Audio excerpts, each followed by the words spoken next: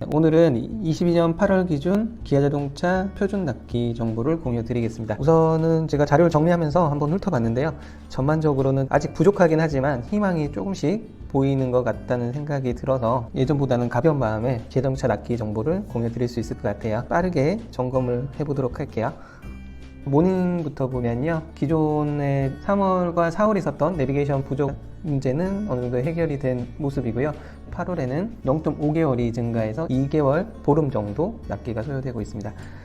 레이의 경우는 5월부터 8월까지 동일한 3.5개월이고요. 1인승 벤 모델만 1개월 납기 증가해서 2개월 납기 보이고 있습니다. K3는 6월부터 7월까지는 5개월 이상이었는데 8월에는 1개월 단축돼서 4개월 이상 납기가 공지되고 있습니다. K5는 유종에 따라서 희비가 엇갈리고 있는데요. 2.0 가솔린의 경우는 7월 대비해서는 1개월이 증가해서 7개월 이상 납기가 소요되고 있고요. 1.6 터보 가솔린은 전월 대비해서 한 2개월 단축돼서 7개월 이상 납기 보여주고 있습니다. 지금 보면 한 6월에 납기로 회귀된 것 같은데요. 7월에 잠깐 동안 부품 부족 현상이 있었던 걸로 보여지고요. 1.6 터보 같은 경우는 다음 달 납기도 조금 집중해서 체크해 보실 필요가 있을 것 같아요. K5 하이브리드는 전월과 동일한 11개월 이상이고요. K5 LPI는 2개월 단축이 돼서 14개월 이상 납기가 보여주고 있습니다.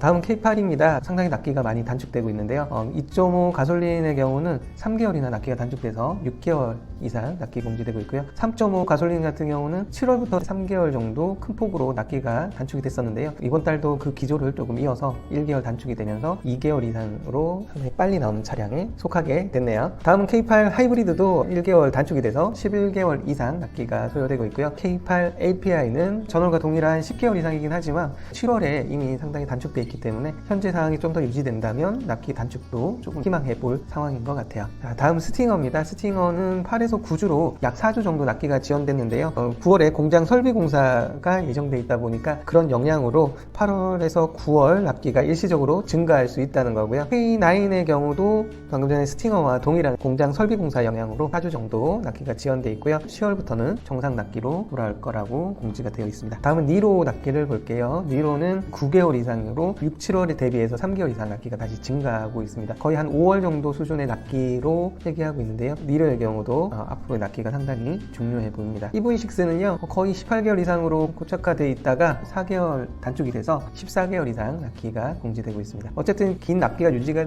되어 있던 차량이 이렇게 큰 폭으로 단축 공지가 나왔다는 건 상당히 긍정적인 시그널로 보여지고요. 앞으로 꾸준하게 납기가 단축될 수 있는지 여부도 지켜봐야 될 대목일 것 같습니다. 신형 셀토스 납기 공지가 나왔는데요. 2.0 가솔린의 경우는 1.5개월 납기가 공지되어 있고요. 1.6 터보 가솔린은 6개월 이상 납기가 공지되어 있습니다.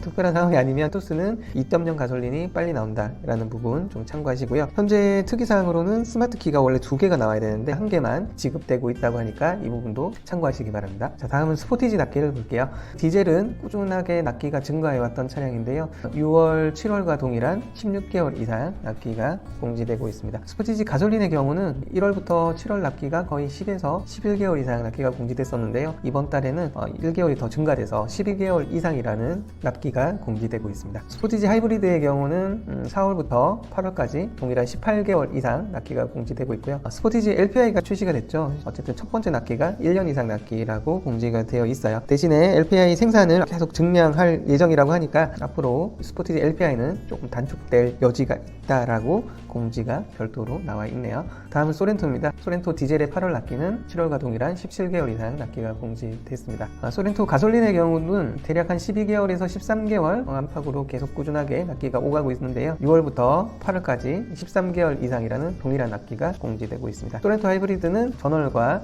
동일한 17개월 이상 납기가 공지되어 있네요. 자, 8월 모하비 납기는 6월, 7월, 8월 동일한 4주 납기 예상되고 있습니다. 카니발 납기를 볼게요. 카니발 디젤의 경우는 6월, 7월, 8월 동일한 16개월 이상이라는 납기가 공지되고 있고요. 카니발 가솔린의 경우는 7월 납기가 상당히 놀라웠죠.